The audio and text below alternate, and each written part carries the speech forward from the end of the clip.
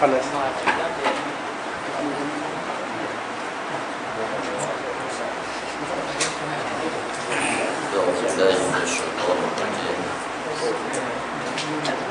Bismillahirrahmanirrahim. Alhamdulillahirabbil alamin. Wassalatu wassalamu ala asyrafil anbiya'i wal mursalin.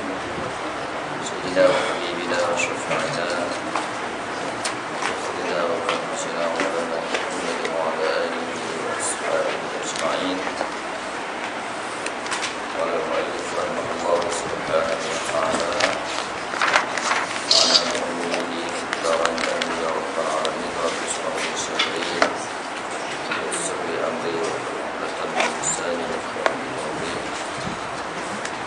سبحانك لا علم لنا إلا ما علمتنا إنك أنت العليم الحكيم لا حول ولا قوة إلا بالله اللهم افتح علينا واقسم علينا من خلال رحمتك يا رب العالمين. زدنا علما وزدنا فهما وزدنا علما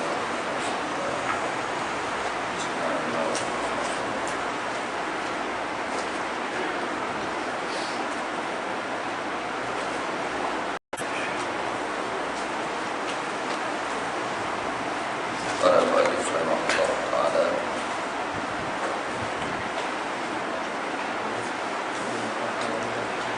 Dan sunat sembahyang ab'al itu yakni yang dijabarkan dengan sujud sahwi, sama ada sembahyang fardu atau sebagai sunat, 8 perkara.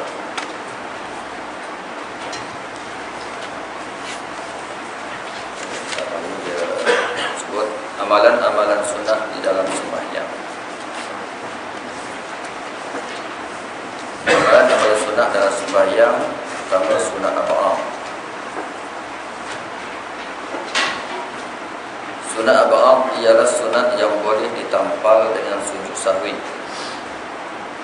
sama ada pada sembahyang fardu atau sembahyang sunat.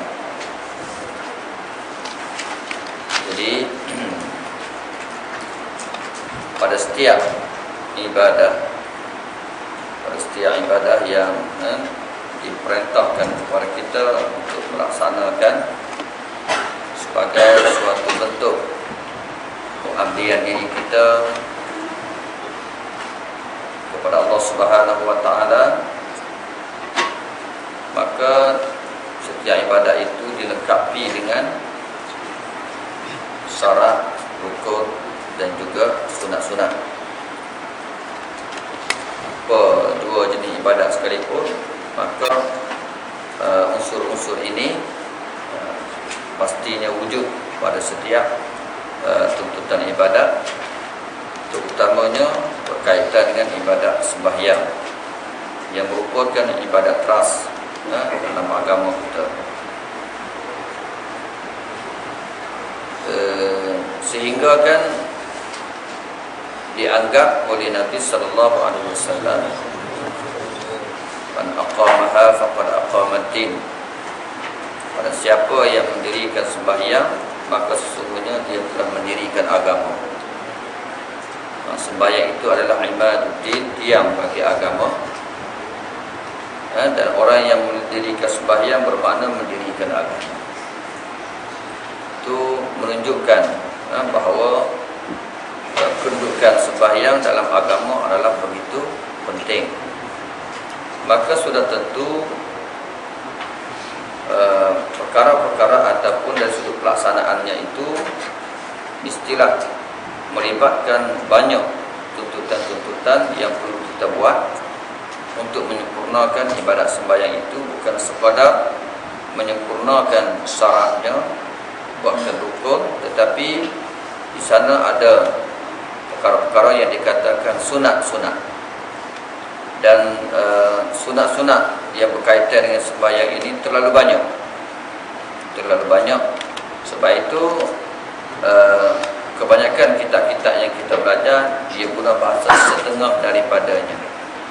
Walaupun dia sebut tu berpuluh-puluh, tetapi dia kata setengah daripada. Maknanya dia tidak bilang keseluruhan. Kerana keseluruhan sunat-sunat yang berkaitan dengan sembahyang ini banyak, sehingga ada ulama yang menghitungnya sampai kepada 1000. Ada yang kata 800, ada yang kata 500 perkara sunat-sunat yang dituntut kita buat, yang berhubung kait dengan penyempurnaan bagi ibadat sembahyang. Yang mana sunat-sunat ini, seperti mana yang kita sedia maklum, ada sunat-sunat yang sebelum daripada kita masuk sembahyang. Sebelum masuk sembahyang itu dah banyak dah perkara-perkara yang disunatkan kita buat sebelum kita sembahyang. Kalau kita nak bilang di situ pun terlalu banyak, bukan setakat azan dan iqamah, tapi banyak lagi tuntutan-tuntutan yang dituntut kita buat kerana kita nak mengerjakan sembahyang. Dan sunat ketika kita sembahyang, sunat sebelum sembahyang, perkara-perkara yang sunat ketika dalam sembahyang, dan juga banyak juga perkara-perkara yang disunatkan selepas daripada sembahyang.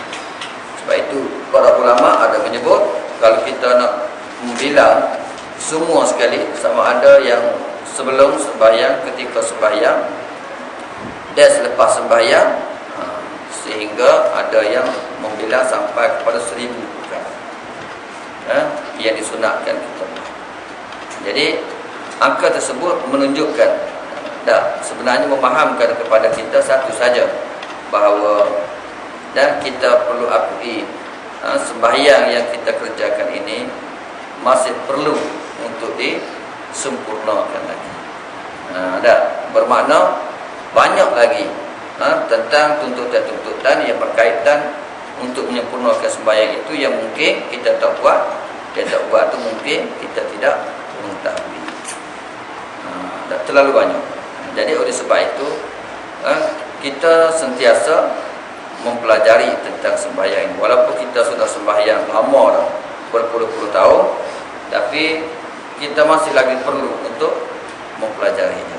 Kerana banyak lagi perkara-perkara yang perlu kita tepuk tambah bagi nak menyempurnakan ibadat sembahyang kita itu. Jangan sekali-kali kita berasa sempurna dah sembahyang kita, tak perlu kita belajar dah tentang sembahyang, kita belajar hal yang lain. Jadi perkara-perkara yang sunat ini adalah perkara yang kita kena ingat yang disuruh kita buat. Syarak menuntut kita supaya kita membuatnya, dan menuntut supaya kita membuatnya. Jangan kita melihat perkara sunat ini ialah perkara yang tidak mengapa kalau kita tinggalkan. Itu kita lihat dari sudut yang terbalik. Ini benda sunat ni tak apa, kita tak buat. Jadi kita pun tak buatlah. Sebab kita lihat sunat ada perkara-perkara yang tidak salah untuk kita bila kita meninggal. Jadi bila tengok dari sudut tu, maka untuk meninggalkannya adalah menjadi banyak untuk meninggal lah. Sebab kita kata tidak berdosa untuk kita tinggal. Tapi kita kena melihat sunat ialah perkara-perkara yang perlu kita buat, dan rugi kalau kita meninggalnya. Bukan kata tidak berdosa, rugi apabila kita meninggalkannya. Itu adalah bentuk cara kita memahami dan melihat tentang perkara yang disunatkan itu. Dan kalau kita tengok dari sudut tarikh dosa-dosa itu memang begitulah. Dia lebih mendorong kepada meninggal. Apabila kita melihat ini benda sunat, kalau kita tak buat pun tidak berdosa, dia lebih mendorong kepada meninggal. Kita kata ini perkara sunat yang dituntut kita buat, dan kalau kita meninggal maka kita akan rugi. Itu pandangan ataupun tarikh yang lebih menuntut supaya kita membuatnya. Itu cara kita melihat.